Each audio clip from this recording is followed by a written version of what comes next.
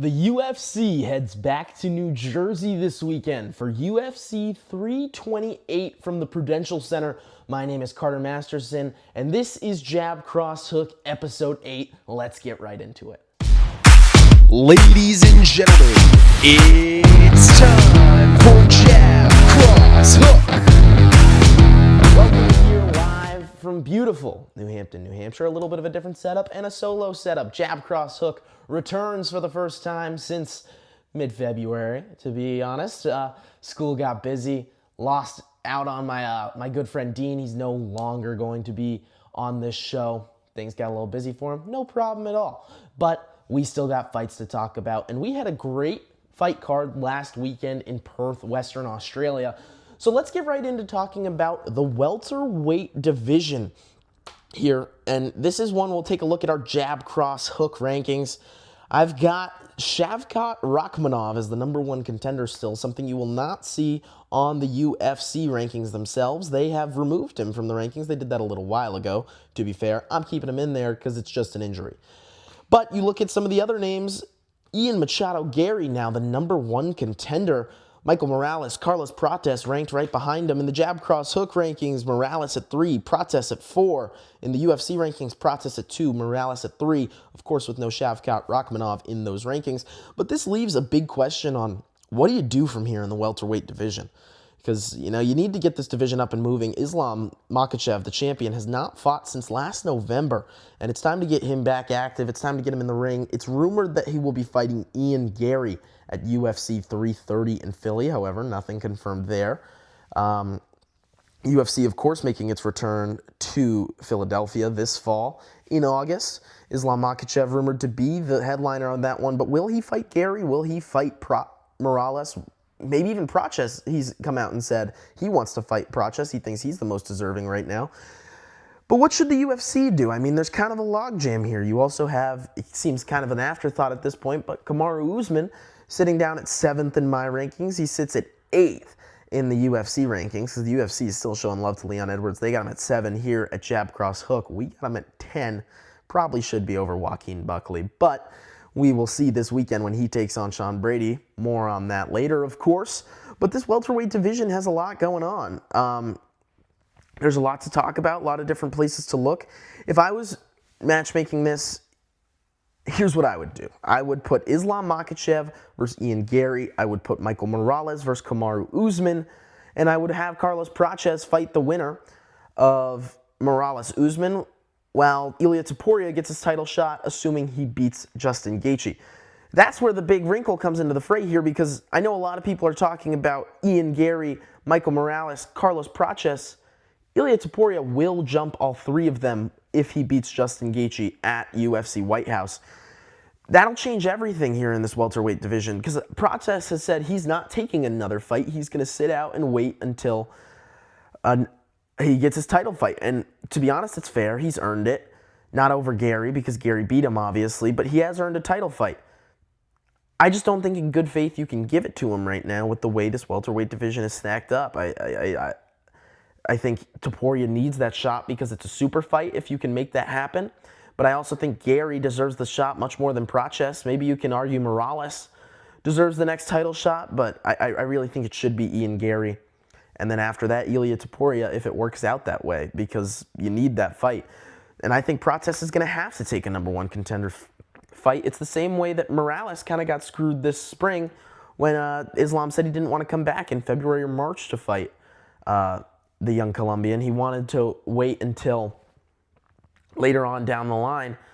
He wanted him to earn it a little more. He wanted to have a little more time off before his first defense, which, is completely fair. As much as I would have loved to see Islam Makhachev versus Michael Morales, I think that would have been a fantastic fight. We'll see if we end up getting that later on down the line. But, you look away from the top and who's going to fight Islam. Kamaru Usman down there ranked 7th, or if you ask me, he's ranked 7th, or he's 7th in my rankings, 8th in the UFC. He's rumored to fight DDP at UFC 330 at 185, that would probably be the number one contender spot at 185 behind Imavov. That's an insanely fun fight, insanely intriguing. again, kind of messes up the welterweight picture. But, you know, there's a lot that can go on here at 170, and the UFC needs to start matchmaking because they let it get too far behind with 155 last year when they let Ilya sit out the whole year. I know he had some personal stuff, but we just can't have that happen again. You look further down these welterweight rankings, and you got Sean Brady, Joaquin Buckley. Winner of that is right back in contention, needs another win for a title shot. Shavkat, when he comes back, needs a win for a title shot. When is he coming back? We saw pictures of him. Like, we just don't know. The winner of Bonfim Muhammad needs another win to start working towards a title shot. If it's Bonfim, he needs one more win probably to get that title shot. So there's a lot going on here at 185 or at 170. And Ilya Topuria hasn't even moved up yet. So there's a lot to digest at 170, and I don't think we're going to get any answers on it anytime soon, unfortunately. But now we get into another fight that took place on UFC Perth, and that one was at lightweight. Quillan Salkiel knocked out Beneil Dariush to take his spot in the rankings, although Dariush staying in both my rankings and the UFC rankings. Salkiel slots in at 12 in the UFC rankings. He slots in at 13 in my rankings. I'm not jumping him above Michael Chandler yet. Haven't seen enough. Dariush, I think, is completely washed, but only time will tell, of course. Lightweight, really interesting. Of course, we have Topuria Gaethje coming up. Sarukian will almost definitely get the winner or will fight Charles Oliveira for a vacant title. Unless BSD beats Pimblett, then maybe it'll be BSD, but I doubt it. You'd think the UFC would want to give Charles Oliveira another shot. He's a moneymaker for him. But the lightweight has there's a changing of the guard happening at lightweight pretty quietly right now. I think lightweight was the last division to really get that flip of this new era, and I think it's coming now.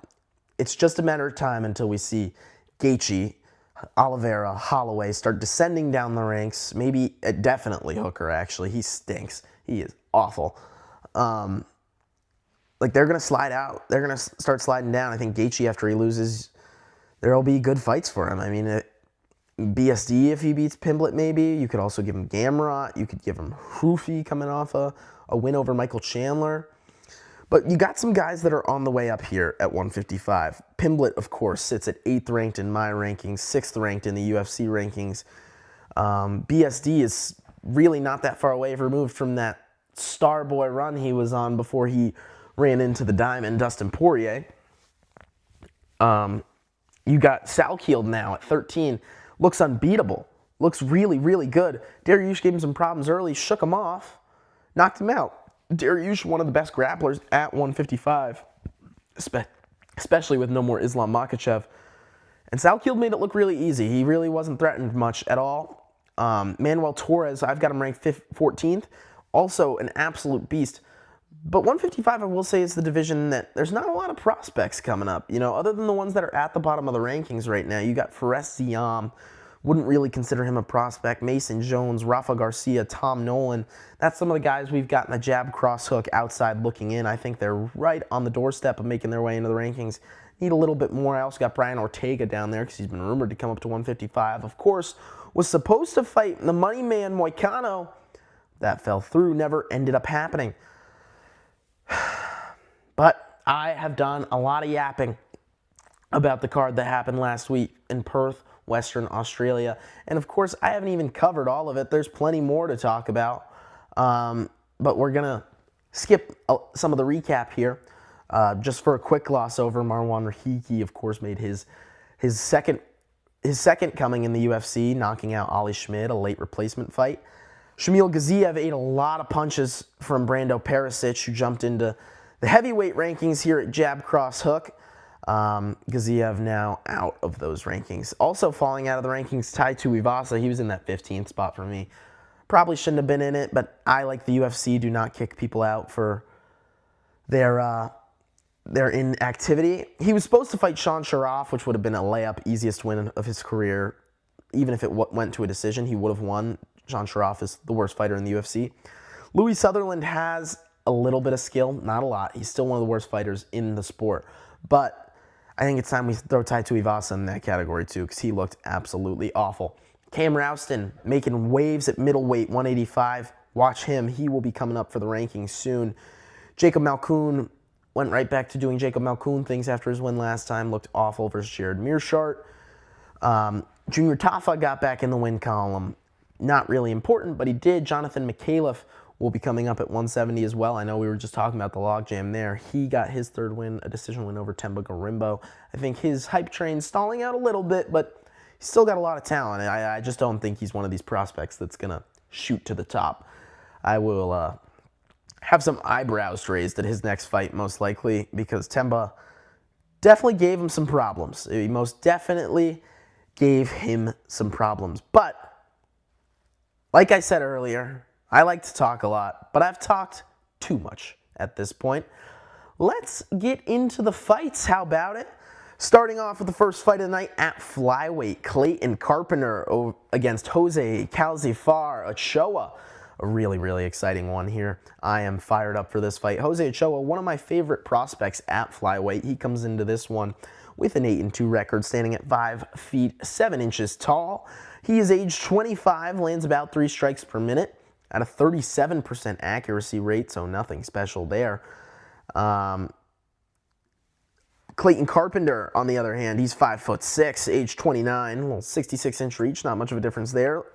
Lands more strikes per minute, but not significantly, about half a strike more per minute.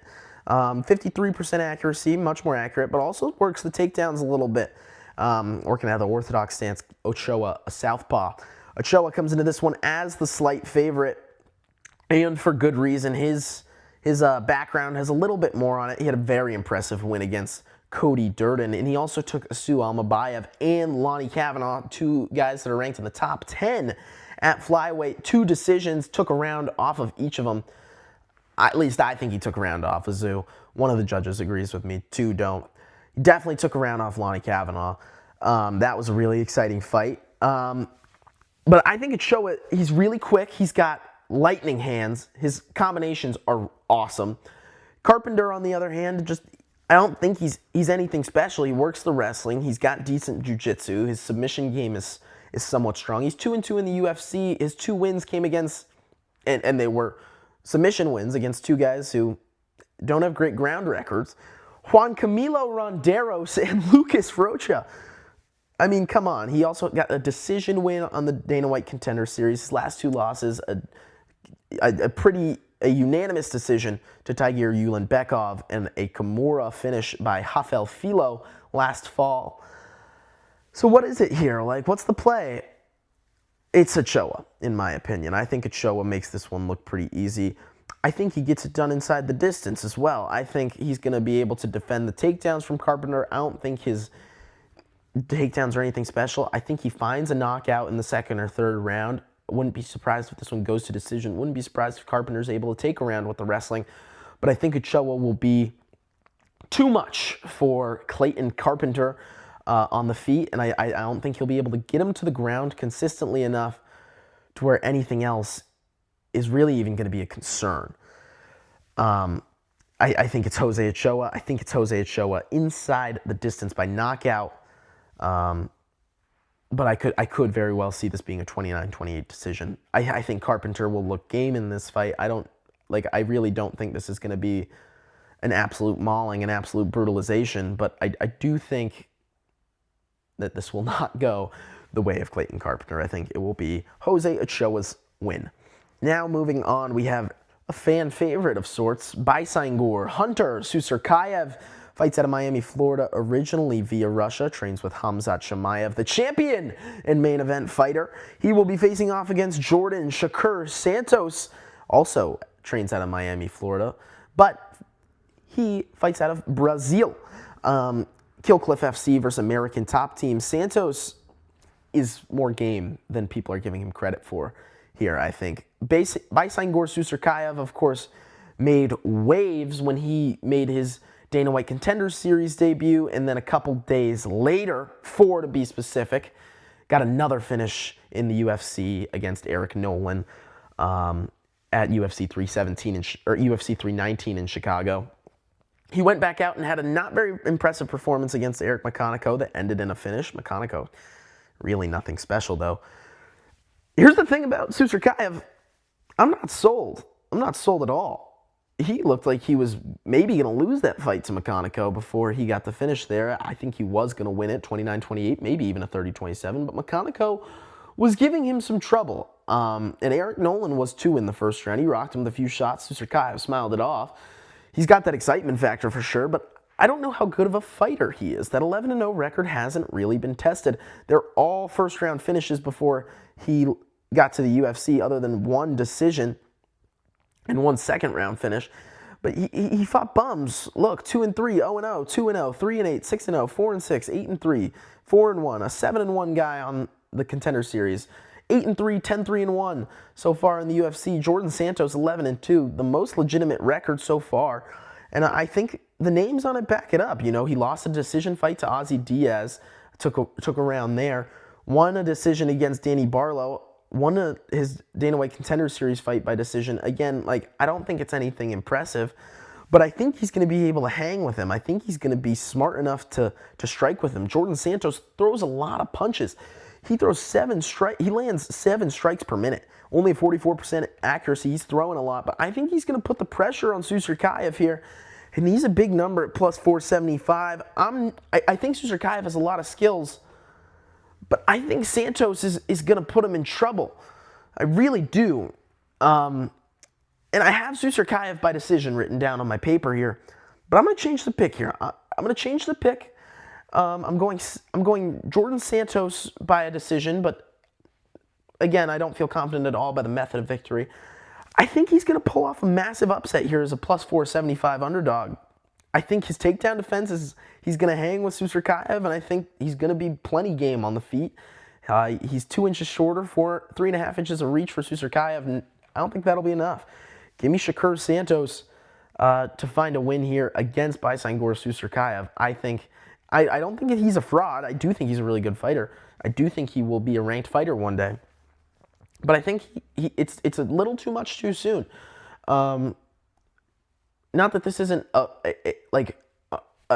this step up makes sense, but I would have thrown him another can. He's 25 years old. That's young in MMA. That's really young. Give him another guy he can just blow through. You see that they're doing that with Ateba Gautier. Santos, not too big of a challenge, but more than I thought they were going to give him. More than I thought they were going to give him. I thought they were going to give him another absolute bum before they started moving him up. I think it'll be too much. Next up, at featherweight, last fight in the early prelims, actually second to last fight in the early prelims, Pat Sabatini versus William Gomez. Sabatini out of Pennsylvania, Gomez, Paris, France. Sabatini comes into this one as the slight favorite. He is just outside the UFC rankings. He's working his way up. Tapology actually has him in the rankings. Jab, cross, hook, UFC do not. His last fight out, he got a decisive win over Chepe Mariscal, who is no slouch in his own right. Before that, he beat Joanderson Brito, who is also quite solid. He comes off a lot of wins in grappling. He fights at a CFFC when he does his grappling, and he's on a crazy win streak right now. If you count his grappling fights, he has not tasted defeat in 9 bouts, and the last time he did, Diego Lopez. That's one of his 2 losses in the UFC, the other one to Damon Jackson. Unk still got it. He just went out there and got a win this weekend. But you look at some of these other wins, some finishes over some lower-level guys. He beat Lucas Almeida, who's decent. Finished Jonathan Pierce in the first round. It was terrible. But William Gomez isn't very good. I think Mariscal is better. I think a lot of the guys Sabatini has fought is better than Gomez. Gomez has lost a split decision to Hyder Emil. He lost a split decision to Joanderson Brito, or he won a split decision against Joanderson Brito. And I get just because Gomez went to a split, Sabatini beat him UD, it doesn't make a difference. But Gomez doesn't have very many legit names on his record other than that Joanderson Brito win. His last win, a decision win against Robert Rushala, a split win against Francis Marshall also on this. He doesn't have finishes in the UFC other than one against Giannis Gamori by 3rd round body kick, who hasn't fought in the UFC since he got knocked out by Peyton Talbot, which tells you exactly what he was there to do. He was also scheduled to fight Vinicius Oliveira. So they were just feeding him to prospects. But Gomez hasn't really panned out. They've stopped really pushing Gomez at all. And I think Sabatini wins this one easy. I think he makes this one look easy. I think he wins this one by sub in the first or second round. Gomez is long, taller. I think that's going to work to his disadvantage in this case. He's not a very accurate striker. Throws a good amount. His takedown defense is nothing special. He also hasn't fought someone who can wrestle like Pat Sabatini. Pat Sabatini, there'll be more on Pat Sabatini later, but he is one of my favorite picks of this fight card. I think Pat Sabatini walks through William Gomez. Next up, Roman Kopylov versus Marco Tulio. This is an exciting fight. I think Roman Kopylov is being slept on a little bit heading into this one. Of course, Marco Tulio is very good, but let's look at the tail of the tape here. Both coming in at 6 feet, similar reach, half an inch advantage for Kopylov. They throw a lot of strikes, both of them, although Tulio outpaces him in that regard. But on the ground, that's Kopylov's strength. He averages 5 takedown attempts a fight, and Marco Tulio has absolutely no takedown defense. It has not been tested at the very least. We look at Kopylov's last 2 fights. I think a lot of people are looking at his 2-fight losing streak heading into this one. I think that's part of the reason he's an underdog. A loss to Paulo Costa, and where he probably got 30-27, and a loss to Gregory Rodriguez, where he probably got 30-27. There is an argument he took around versus Costa, I think. I think Costa definitively won that one, but I think people thought Costa was washed. Since then, he won that fight, went up to light heavyweight, won another fight. It looks pretty good right now, and he's going to be contending for a title there, maybe with one more win. Kopylov's other losses come to Anthony Hernandez, and his first 2 UFC fights are his other losses. Since then, he's beaten Punahele Soriano, Claudio Ribeiro, Cesar Almeida, Chris Curtis. Like, some decent wins on this. Nothing special, but like Marco Tulio I feel like is being pushed as this prospect, and I don't really know how good he is. Like, I think it's another one where my flags are raised. I think he's solid. Like, don't get me wrong, I really do think he's solid, but this is a thing where styles make fights. I think Tulio will be able to find some success in the UFC, but he got taken down, and he got taken down by Christian Leroy Duncan. He got knocked out by Christian Leroy Duncan, who's by far the best guy he's faced in his career. Yusri Belgarui, he went to a unanimous decision with on Dana White Contender Series, although there's no shame there. That's honestly a good win. Trazion Gore is a win on his record. Ihor Patiria, a win on his record. Again, Patiria hasn't fought since Tulio beat him. These are some bums on his UFC record. So I'm going to go Roman Kopylov here, and that's the main reason.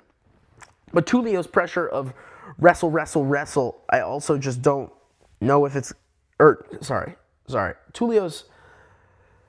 Tulio's strategy of just strike on the feet, like, it could work for him because his takedown defense isn't there. It hasn't been tested, at least. It's 0% currently. But he's no slouch on the ground. Like, I've tried to find a little bit of ground tape on him. He's not awful. Like, he can hold his own on the ground. I think Kopylov's just going to be able to bring it back to the ground. I think he's going to give Tulio some problems. But if Tulio defends that first takedown, I think he probably knocks Kopylov out. Not the first one, but if he defends the first 2 or 3. But I got Kopylov, probably goes to a decision. Should be a somewhat entertaining fight. I'm not expecting too much from that one at all. The next fight we've got coming up here is an exciting one. Jim Miller versus Jared Gordon. Jared Gordon, of course, most famous for his Paddy Pimblett fight, where he did win, according to a lot of fans. According to the judges, however, not so fast, my friend. Jim A10 Miller retiring in this fight. He is a New Jersey native. Most fights in UFC history, most cage time. 38-19 record for Jim A10 Miller. Stands in at 5'8", age 42, 71-inch reach. Lands about 3 strikes per minute. Attempts a takedown and a half per fight. Fights out of southpaw. Jared Flash Gordon out of New York comes to this one as a pretty moderate favorite. Minus 300. 21-8 record with a 37 years of age under his belt. He lands about 6 strikes per minute and averages more takedowns as well. This, again, is also one of the easiest fights to predict on the card. One, you always bet against retiring fighters. You will win money that way in the long run. Of course, I know there's been 2 in a row where the retiring guys have gotten wins, but I don't even count the one in Seattle because Nico Price was also retiring, as well as Michael Chiesa, who got that awesome win in that awesome video package. Jared Gordon in this one, I think, is going to run through him. Gordon looked decent in his last fight out. Nothing special. But let's talk about how Jim Miller looked in his last fight out. Don't even got to worry about how Jared Gordon looked. I'm focused on the retiring guy. The retiring is something I always fade. He lost Chase Hooper and didn't look competitive at all. He looked terrible. Chase Hooper took him down 30-27, and Jim Miller didn't have a chance at all. All fight long, he just got dominated. Chase Hooper, since then, has come out. He doesn't look good at all. Chase Hooper looks bad. I don't think Chase Hooper's good at all. He got knocked out by Hernandez, knocked out by Lance Gibson, body shot by Gibson, vicious knee. Alexander Hernandez in the last seconds of the first round.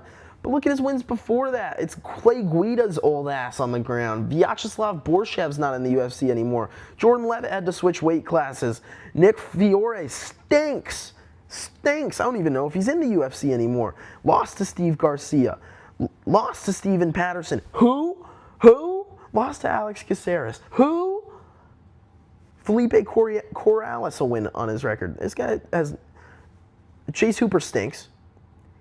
I'm getting completely sidetracked because I hate Chase Hooper. Chase Hooper stinks. He's terrible. He's awful. Made it look easy against Jim Miller.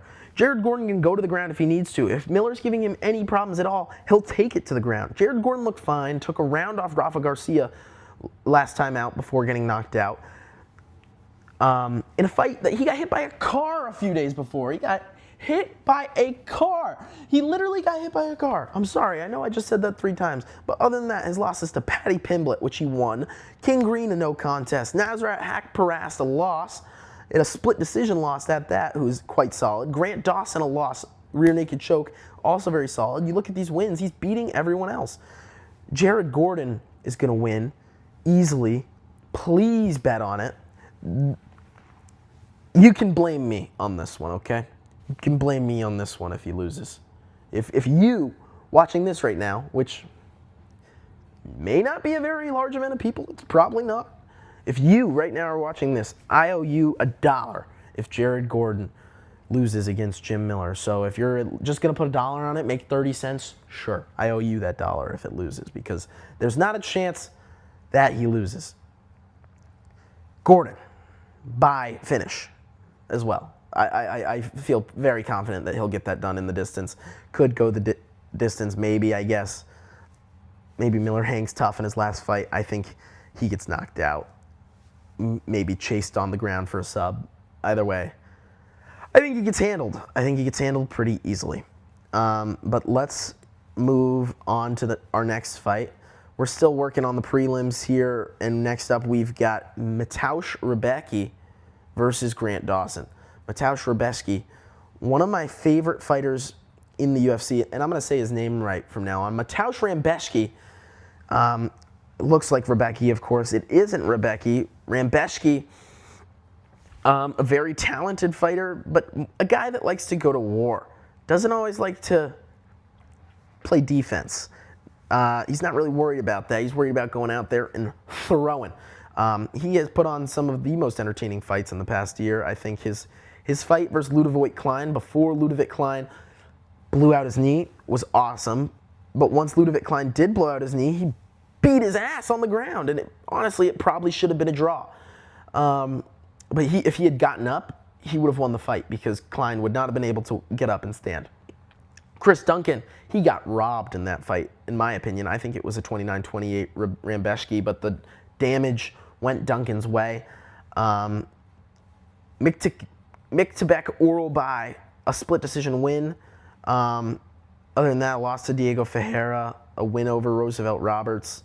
He's got an up and down resume. His wins come over pretty much nobody's, other than that Mictebek Oral by win, which is massive. He has that armbar win over Roosevelt Roberts, which, of course, he's no longer in the UFC. An Ultimate Fighter failure there. So yeah, I'm just not impressed by some of these wins on his record. And Grant Dawson is impressive. And I know I just talked up Rambeshki because I like him so much, but Grant Dawson is 11-2-1 in the UFC. His 2 losses is when he's gotten knocked out by King Green and Manuel Torres. Manuel Torres, the hardest puncher at 155. King Green, of course, one of the craftiest strikers in the land, knocked him out in 33 seconds. A little fluky, but also that then raised some questions about the chin. But my questions about the chin are a little put to sleep considering he hasn't been knocked out any other time. His other loss is a 35-second loss to Hugh Pulley. So in this one, I think what comes down to is Dawson's going to get Rambeshki to the ground at some point. They both like to wrestle. I think Dawson's control wrestling is stronger. Rambeshki's going to get up because he's no slouch on the ground. Can Dawson land ground and pound or not is the question. Can Rambeshki keep it on the feet for a lot of time? Can he bloody up Dawson? Because you know Rambeshki's going to be bloody after the first round. He's got so much scar tissue at this point, he will crack open like that. You're going to get him bleeding within the first 30 seconds of his fight, potentially. Definitely within the first 3 minutes, I'd say, if Dawson's trying to land strikes, which he consistently does. Dawson, some say he has a boring style. He's not my favorite style. I do think the control wrestling, look for a decision, is a little boring, but he looks for his ground and pound. He tries to get it in there. He hunts some subs. He doesn't just try to lay on you. He does what he needs to do to win, and he trades out of America top team. They're no slouch. This is by far the fight I'd stay the furthest away from. And I've been back and forth on this one. I think Rambeshki's taken too much damage, though. I think that's what it comes down to. I think Dawson's going to be able to use his reach advantage to keep him on the outside, get some takedowns, bloody him up.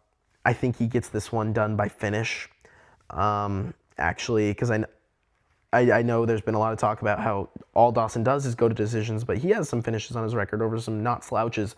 Jared Gordon, Rafa Garcia has finished both of them. I think he gets the finish here versus Mateusz Rambeshki. But there's definitely a universe where Rambeshki denies some of the takedowns, gets up easily, and Dawson's chin just can't handle the pressure. So I'm going to be taking this fight not to go the distance, is the way I'm going to play it. But yeah, there's a lot of ways you could play this one. I think if you feel strongly about either side, Dawson or Rambeshki, play it because this is going to be a really entertaining fight to watch, and having a dog in that fight is fun. So if you feel particularly strong, there's a very clear path to victory for both guys. So I think that'll be one of the best fights of the entire card. Really look forward to watching that. Rambeshki, one of my favorite fighters in the entire UFC. Next up on this fight card, what is it? Oh, yes. Sorry, I got my graphics out of order here. Joel Alvarez versus Yaroslav Amosov. We got a little bit of an interesting thing going on here. Alvarez fighting out of the blue corner, or out of the red corner, Amosov out of the blue. But Amosov is ranked, so I wonder how that's going to look on the bottom. Are they going to put up Amosov's ranking? They normally never have it when the ranking's on the right side. Or at least I've never seen that. I'm sure they'll do it, though, because why wouldn't they put the ranking up? Anyways, I'm yapping about stuff that doesn't matter.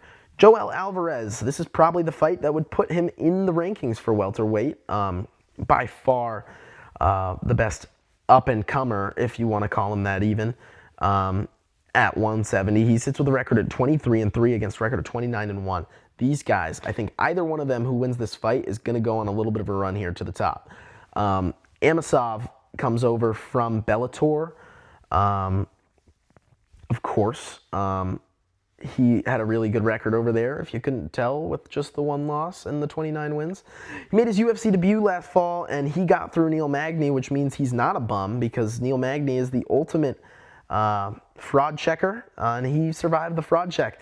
He lost his last fight at Bellator, actually, though, Amosov, before they folded, to Jason Jackson. Beat Curtis Melender in CFFC. Melender's not good. Alvarez, in my opinion, is going to be Amosov's toughest test. Not ranked in the jab cross hook rankings, by the way, just outside. 14th. in the UFC rankings. Alvarez has been knocking on the doorstep of the 155 rankings for a while, and now the 170 rankings. He made his debut at 170 in the fall against Vicente Luque, won a unanimous decision easily, 30-26. Before that, had been fighting at 155, had missed weight a couple times, back-to-back times actually, and then went on to make weight a bunch. His only loss in the UFC comes to Arman Sarukian. Sorry, one of two losses. He also lost his debut to Damir Ismagulov. Joel Alvarez is really good, man, and I have been on him for a while.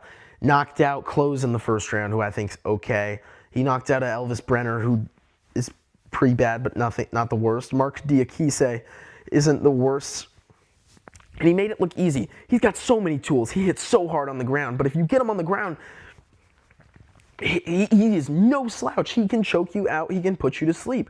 He's got it on his resume. An armbar finish, a guillotine finish, a Darce choke finish, multiple strikes.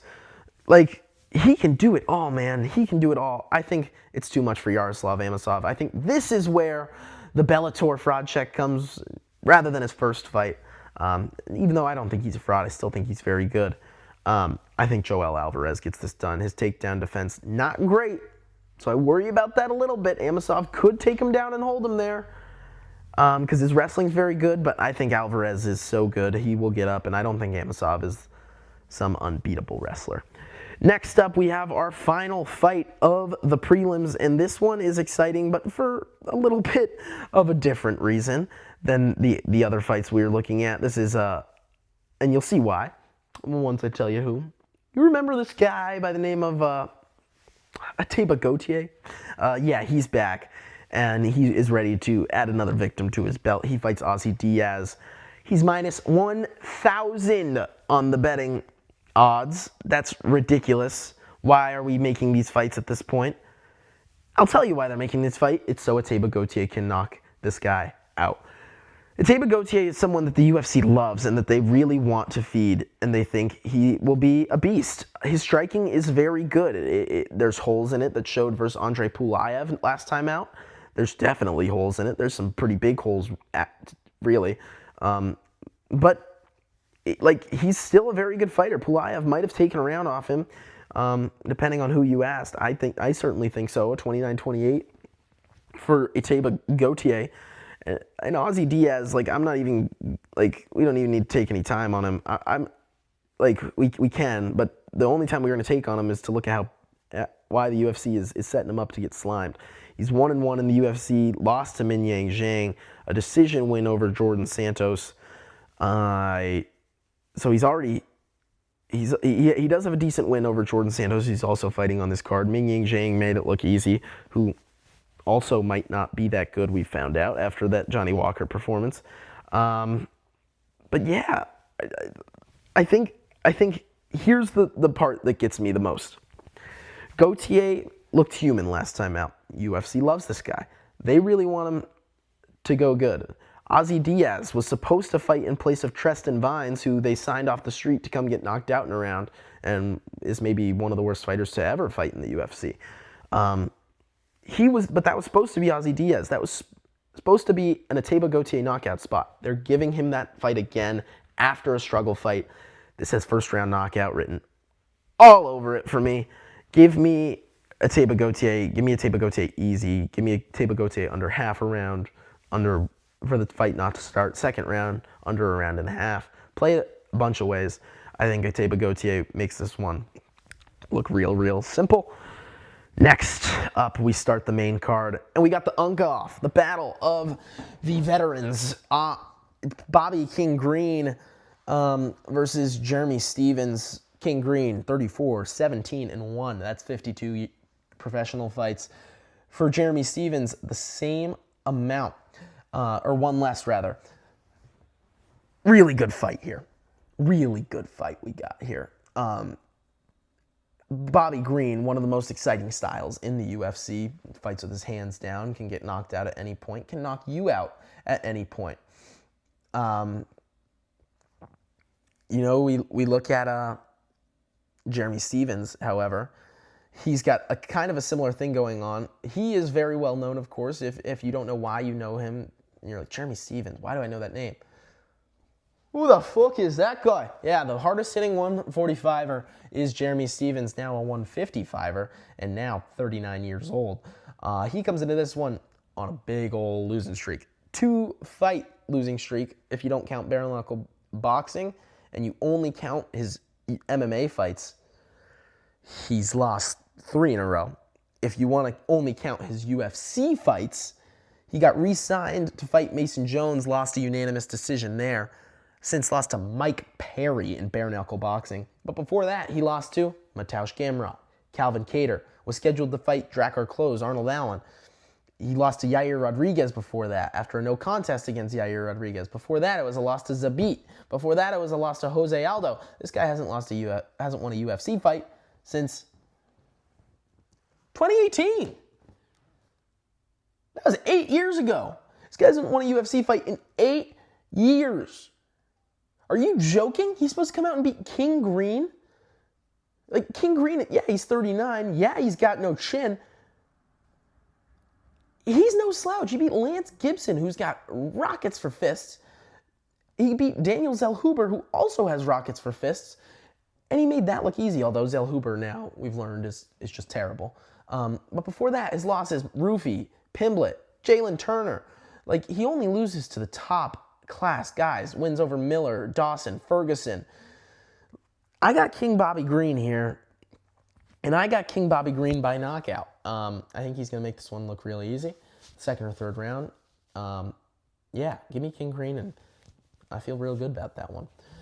Next up, we got Sean Brady versus Joaquin Buckley. A really, really exciting fight, and two fighters that I trusted their last time out, and they both bit me in the ass pretty hard in both cases. Joaquin Numansa Buckley coming into this fight ranked 9th for Sean Brady. He is 6th in the UFC rankings, 8 in the jab cross hook rankings. Buckley 9th in both. Buckley comes into this one 11-5 in the UFC, but was undefeated at his new weight class of 170 before he decided to fight Kamaru Usman and lost. Since then, he got tech-falled by Patrick Downey in wrestling, which shows not a big improvement on the wrestling. And I know a lot of people aren't going to really take that as seriously because it's RAF and he was fighting a wrestling champion. And yeah, you shouldn't. But he got tech-falled, and quickly too. Like Downey made it look easy. Easy. And now he's supposed to fight Sean Brady, who's one of the best wrestlers in the UFC, or one of the best grapplers in the UFC. His wrestling isn't all that great. It's not as good as Usman's or Downey's, which is what could play in Buckley's favor here. I don't know if Brady's going to be able to get him down. If he gets him down, I think he's going to have an easy time submitting him. I do. But I don't know if he's going to be able to get into the ground, and that's a real concern. Brady 5'10". Of course, you don't even think of these guys as the same height in my mind, because last time out he fought Michael frickin' Morales, who absolutely slimed him out, came out with the perfect stance. I mean, when you're that tall, he bent his hips back to the point where Sean Brady couldn't come take him down, and he was still Sean Brady's height, maybe even taller. I don't blame that too much on Sean Brady. I still think Sean Brady's really good. When Sean Brady was on the come up here, he beat Gilbert Burns by a very convincing decision, finished Leon Edwards, finished Kelvin Gastelum. He lost to Bilal Muhammad, a standing TKO. Yeah, it's not a good look. I will agree. Buckley's going to hit you harder. But that was in 2022. Chiesa, Matthews, Aguilera. I think Buckley is this guy who looks like a beast. Everyone's assuming he's going to have just been straight working the wrestling this whole time.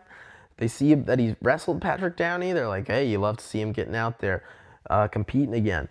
And yeah, he defended takedowns versus Colby Covington, who's a great wrestler, although incredibly washed and slow when they fought. He defended takedowns from a washed Vicente Luque. I think it's Sean Brady here, though. I could totally see a world where Buckley stuffs the first takedown, and that's that. he knocks him out on the feet if that happens, for sure, in the second or third round, probably. But I think Brady by decision here, I really like that pick. I don't think Buckley's power is that all overwhelming where he's just going to be able to like touch his chin, knock him out the way Morales did. It won't be the same at all. And I don't think Brady's only 33. Like, I don't think his chin's going to be gone at this point. Although the chance is greater than zero. He got knocked out pretty bad. So I'm going to go Brady. I think it goes to a decision. I think no matter what, this fight goes the distance. I think Brady's definitely going to not get knocked out. Just because I think there's no way Buckley stops the wrestling the entire time. And I guess he could. But that's not how I anticipate it playing out. I don't think Buckley's that good. I think he's solid, just not at that level. Next up, we head to the fat boys, the Thickums. Heavyweights, Alexander Drago Volkov, the second-ranked heavyweight, versus the fourth-ranked heavyweight, Waldo Salsa Boy Cortez Acosta. A very exciting fight here at 265. Both of these guys like to tip the scales. 261 last time out for Volkov, 262 for the Salsa Boy out of the Dominican. Both of these guys coming off wins. The Salsa Boy coming off 3 wins. Knockout win over Delia, Gaziev, and Lewis. But how impressive are these wins, guys? Like, let's take a step back and look at how impressive these ones are. He took Spivak to a decision. It was solid. I don't know if he's that good. I really don't think he is. Didn't get knocked out by Pavlovich, though. That was impressive. Delia, a round 1 knockout for him. Gaziev, a round 1 knockout for him. Round 2 knockout for Lewis. You know, he dominated Lewis. He looks really good against Gaziev, who stinks, although he didn't look that great against Delia. And honestly, did Delia win that fight? I don't know. Of course, there's a lot of red flags there. Probably should have been a draw, no contest. Since then, Delia's come out and lost to Spivak. Like, I rated that win at the time. Now, really not so much. Pavlovich hasn't fought since these two last fought, so I don't really know what he's got going for him at this point in time. For Volkov, he coming off an absolutely insane robbery win over Jailton Almeida, who's no longer with the UFC. A little bit of a get back after his robbery loss to Cyril Gane. And I really do think that I don't like to use the word robbery because I think close fights happen all the time. I think you won that fight versus Cyril Gane. I think he lost that fight versus Almeida. I think pretty clearly too. Like, I don't think it gets much clearer than that Almeida fight. I think he definitely lost. He did nothing in that third round. They gave it to him. So here we look at, for Volkov, on the other hand, yeah, you're coming off that a questionable win and a questionable loss, but look at this, man. His chin has held tough. 3 straight fights that have gone to a decision. Almeida, Gane, Pavlovich, Tuivasa, Romanov, Rosenstrike, he all finished. Now, here comes the question. Do I think Waldo is more similar to the Rosenstrike, Tuivasa, and Romanovs of the world? Do I think he's more similar to the Pavlovich, Gane, and Almeidas? I think he's more similar to the Pavlovich, Gane, and Almeidas. He's more athletic. He's lighter in the way that he's just not a complete fat ass, because obviously he's actually heavier than Volkov. But I don't know. I'm back and forth on this one. I won't put any of my own money on this fight, but I'm going to go Cortez Acosta by KO.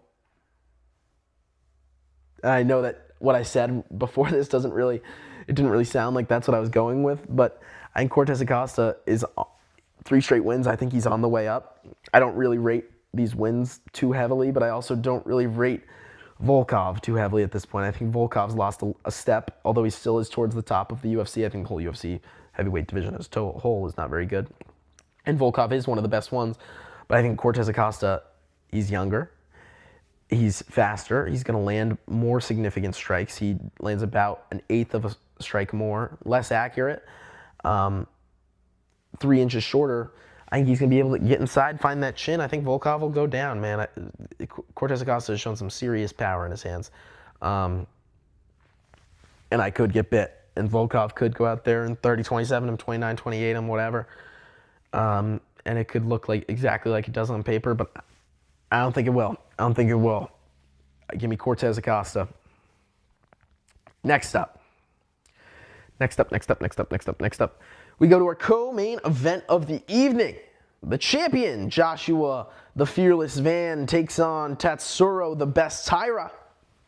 Taira making his first title challenge out of Okinawa, Japan. The Houston, Texas native via Myanmar, Joshua Van, makes his first title defense. Van won the belt, of course, after an arm break from Alessandre Pantoja. Tatsuro Taira 18-1, coming into this one on a nice little win streak, and a win over former champion Brandon Moreno his last time out. Taira, 2 years older, both of these guys born in the big 2000, did not, for the first time in UFC history that there's been two title fighters were both born in the year 2000, both in their low to mid 20s. For Taira here, he comes in with the significant grappling advantage. Shoots 3 takedowns on average per fight, averages 46% accuracy, but no slouch on the feet as well. He can strike with them. He likes to use that ground and pound a lot. That's one of his main weapons, especially if he gets your back. He likes to just absolutely lay into you. That's what he did versus Brandon Moreno. His only loss comes to Brandon Royval in a split decision in 2024. He had 2 wins last year, including a win over Hyun-Sung Park, as well as that win over Brandon Moreno. Hyun-Sung Park was a late step in for Albazi in that one. You look at his record as a whole in the UFC, not a lot of impressive wins until you get to an injury win over Alex Perez, split decision loss to Royval, Hyun-Sung Park face crank, and a washed Brandon Moreno knockout victory. I got some questions about this boy Tatsuro. I got a lot of questions about this boy Tatsuro, and I really like Taira, but my flag is raised. Offsides. Referee, take a look at this. I think not a fraud, but I think he might be getting a little too much hype. And from me as well, I have him ranked higher than the UFC does in the flyweight division. But maybe it's also because I think Joshua Van is an absolute beast. Like, I think he's being completely slept on here after that fluke win against Alessandre Pantoja. Hey, it's not his fault that the BJJ black belt doesn't know how to stop himself from falling. I don't train BJJ yet, starting this summer. I know you don't post with one arm. Granted, anything happens, it's a fight. I'm not going to act like that's Pantoja's fault at all. But Van, I think, is getting discredited a lot because of that. And Van has a much better resume, in my opinion. You look at that, Taira's best win, Moreno. His only loss, a split decision loss to Brandon Royval. Van's best win, a unanimous decision win over Brandon Royval, 29-28, in what was the fight of the year. He also beat Bruno Silva. Ray Saruya defended a crap ton of takedowns and got up. He went decision with Dern, UD with Jerez. He lost to Charles Johnson. Of course, that's a famous loss at this point because everyone's touted Charles Johnson beat Joshua Van. But Johnson does that. He's done that plenty of times before. Beat a prospect, lose to some bums. Joshua Van, his volume striking, man, is some of the best I've seen. 8.84 significant strikes landed per minute. His takedown defense, 81%. I don't know why so many people sleep on his takedown defense. It's really, really good. And you can watch the film on that, too. It's really good. Like, yeah, the only time he's really been tested with the takedown significantly, Silva tried a little bit. Saruya tried a ton. Some other people since then have thrown him in, but it hasn't really been an all-encompassing approach like it will be with Taira's. Taira's going to really look to push that pressure on the ground. I don't think he's going to be able to get it there. I think if this stays on the feet, Van's just going to pop, piece his head off. I don't think he knocks him out. I think this goes to a decision, but he could knock him out. I think Joshua Van wins this fight, and I think he wins it pretty convincingly. Either a 49-46 or a knockout, if we're getting specific. That's the way I see it playing out. But either way, I see Joshua Van getting that gold belt wrapped around his waist and getting to actually celebrate that UFC title for the first time after a less than ideal win over Alessandro Pantoja the first time out. And they can stop calling him a paper champ because everyone loved this guy before a fluke injury happened. And he celebrated because his life got changed. He's the UFC champion. You would have done the same thing, tough guy. You that complain about Joshua Van and sit on your couch saying, oh, I can't believe he jumped on the fence, celebrated, guy broke his arm. I would never want to win like that. UFC champion, life-changing money, brought a title back to his country for the first time ever, made his family proud. Rush of excitement, you've dreamed about that moment forever. Jumping on the cage is what you do when you win a fight. Definitely the title, he's probably dreamed of that moment forever. Of course he was going to celebrate a little bit. He didn't go over the top. He had a very subdued celebration, actually, I thought. And it was completely valid. I don't think even Alessandro Pantoja would have a problem with that. We'll see if he speaks on that when they do end up fighting, but I really hope Van can get this win so we do get that rematch. And we can see who would have won that fight because that would have been an absolute banger. Next up, it is the main event of the evening. Fighting out of the blue corner, the third-ranked middleweight in the land, Sean Strickland. He fights out of Las Vegas, Nevada for Extreme Couture, his second fight of the year, his third title challenge, fourth title fight. The former champ who knocked out Israel Adesanya as the biggest title fight underdog winner ever to claim his UFC gold, now faces off against Khamzat Bours Chimaev. Bours comes into this one with a 15-0 record. The former welterweight now turned middleweight in his third fight at 185. Looks to make his first title defense. He comes to this one as a heavy favorite. The Dubai native out of Chechnya weighed in at 183 last time after some questions about making weight. He won't have any problem with that at 185, it appears. No reach advantage, throws about 4 strikes per minute. Strickland 6. He lands 5 takedowns, or attempts 5 takedowns a fight. Strickland not 1. But the reason it's only 5 takedowns a fight for Chimaev is because he holds you there. We saw that last time out versus Dricus du Plessis. And a lot of people are going to complain about that fight, of course. I was big in on Dricus. I thought Dricus was going to win that fight. I thought he had the style to knock off Khamzat. But I don't think anyone else does. I thought, and I was wrong about DDP, clearly, but I thought he had the style to do it, and now I don't think anyone can. Because Kamaru Usman, I thought, had a really good style for him. Chimaev won. Burns thought I had a really good style for him, and of course that was Chimaev's hardest fight of his career up until this point, but like, shit, Burns was giving him loads of trouble. Of course, Chimaev's first fight of the year, because you get his yearly 9 months off in between fights. I don't know why he does that. Pisses me off, but whatever, not a big deal.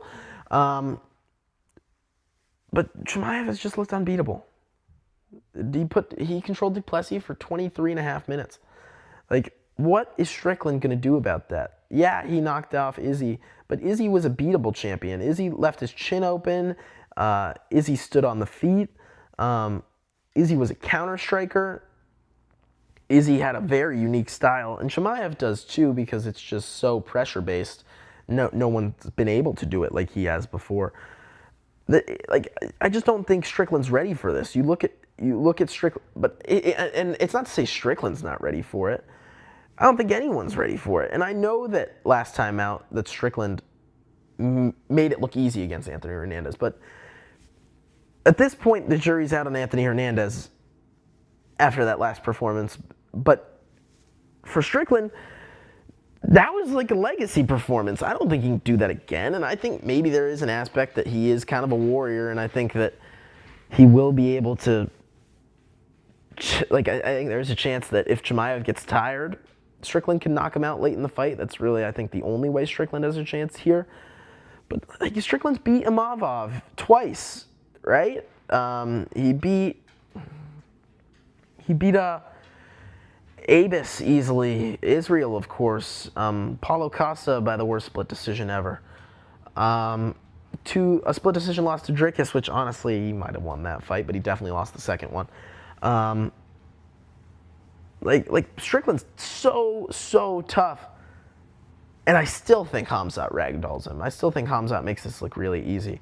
I think Khamzat Chimaev wins this one by a finish. And I don't love Hamzat. I really don't. I think he's a really exciting fighter to watch, but it's not someone I'd consider myself a fan of. But we've been over my thoughts on Strickland. That's the last time I made a jab cross hook was when he was fighting. I absolutely hate Sean Strickland, and I look forward to watching his teeth get beaten, quite frankly. But that is all we have here from Jab Cross Hook Episode 8, Heated Rivalry between Hamzat Chimaev and Sean Strickland. Dana White said, top 3 rivalry ever in the UFC. We'll see what these guys got come this weekend. You know, it should be really exciting. Chimaev, Strickland, Van Tyra. Some awesome fights taking place at UFC 328.